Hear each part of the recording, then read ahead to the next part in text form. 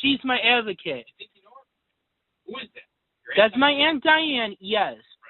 Do you mind? She's my advocate because I cannot communicate the stuff that's going on. Yeah. You guys are done here. You just discriminate against me. Let me talk to him. You want to talk to my aunt? I'd love to talk. Here she is. You take it off speaker? Yes, I can. Who is this? Can you tell me? This is Officer Bentley. Okay. Andy's getting on all kinds of subjects, but he's got a headache from a head banging thing, and I want him to go get checked at the hospital. That's up to him. Okay. That is 100% up to him. Ma'am, I know you're advocating for him, but do you have any idea the gravity of the situation that's going on here? Do you know what goes on here on a daily basis? The allegations he's made and how off-the-wall inaccurate they've been? Do you truthfully believe everything that he's saying? I disagree with you. Okay, well, the problem is we have more contacts here in the past couple weeks than any other house. And every single officer that comes here, we're talking about the combined experience, probably 70 years of law enforcement experience, are all in agreement. Andy is not being harassed. It's not about Andy. What is it about then? Andy needs to go get his head checked at the hospital. I'm concerned about him hurting his head tonight. I will have the firemen come over here and check him out. I have no problems there. But what I have an issue with is every single time I walk in this door, I'm being told that I'm going to be sued and my job's going to be taken away, and he's pointing a camera in my face. It's getting ridiculous. I did not hear that. I think you were reading into it. I did not hear that. I've been on the phone. You didn't hear what? You've been on the videos. You're all over the internet. He says, I didn't hear him say he was going to sue you. Yeah. He just said it not 5 minutes ago. All right, then you're done here. I'm going to file a complaint against you, and you're going to be out of a job. Every single time. Every single time I walk in here. He's got the camera pointed at me. I don't even know why he calls us, because it ends up just screaming at us and telling us we're wrong and telling us we're violating all these disability laws and everything like that don't even exist. I have a stack of papers that he dropped off at my mailbox at the police station of nothing, of some type of a disability awareness act that was, I read all through it, absolutely nothing. Did he give you the thing from the jail psychiatrist? No. Saying he has, it's like DIS and four or five different things. Right. I'm not debating the fact that Andy has issues here. Do you understand what those are? Yes. Ma'am, I'm crisis intervention CIT certified. I've been through training. I've been through training with Adult Protective Services, crisis services, everything. This is nothing new to me at all. Different. Every autistic person is different. When I go to court, when I hear him, he's not telling you everything. He doesn't communicate well. He doesn't communicate well. Are you kidding me? No. Are you kidding? He's one of the best communicating autistic people I've ever met. He's not saying the important things. I know everything. No, you don't. All I have to do is go on YouTube and watch his videos. You know, he's told me he can't cook for himself.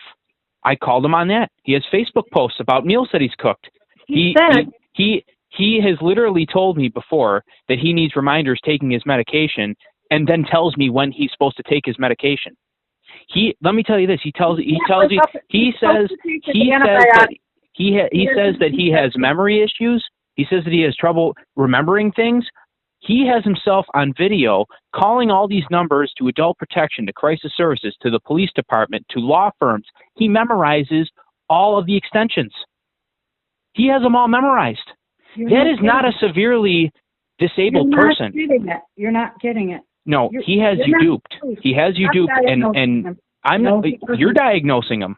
You're diagnosing him. No, I'm not. Yes, you are. You're erring on the side of compassion here, which I can see what you're doing. You're a family member. I can level with you. I understand you're upset.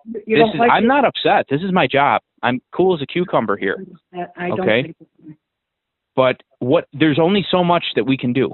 I don't know what he wants us to do. He wants us to come in here every single time and take his mom and dad and brother away in handcuffs because they won't wake him up in the morning?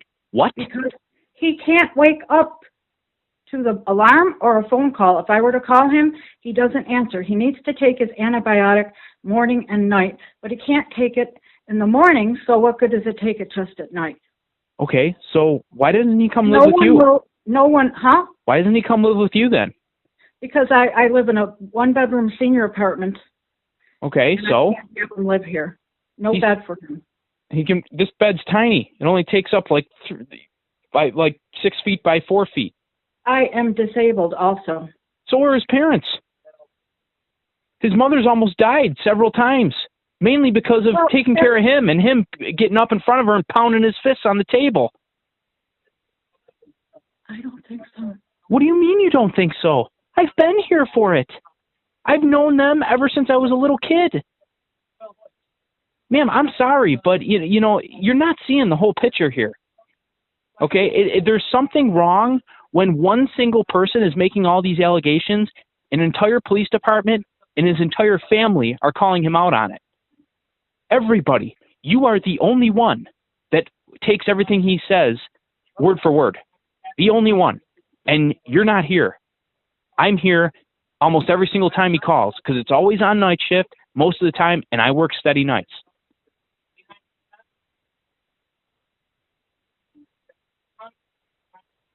Well, he needs to go to the hospital and get his head. Not just the. He's a grown adult. He has to make that decision for himself. I'll ask him if he wants medical attention. No, if he wants to go to the hospital. Right, which would be medical attention. You ask him if he wants to go to the hospital. Okay, he's having EMS come over right now. That's what he wants.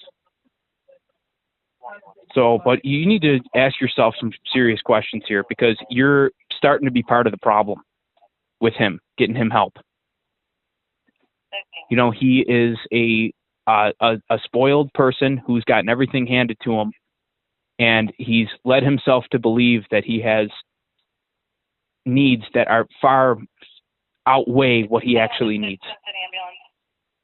And I don't care if I'm not a medical professional. That's my assessment. Okay? I've had enough training, I think, to ballpark it. I'm sorry you believe that. Well, I'm sorry you feel the way you do. That's part of the reason why I'm here. Right now I'm concerned of Andy. That he gets medical attention. Yeah, they're coming. They're on their way now. We just radioed for it.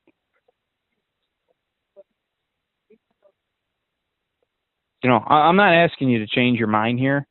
I'm just telling you to do something for Andy that's going to help him. Okay? And one would be to stop enabling.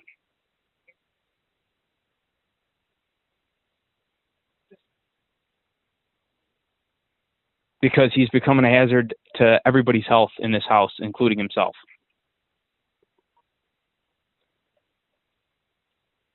Okay?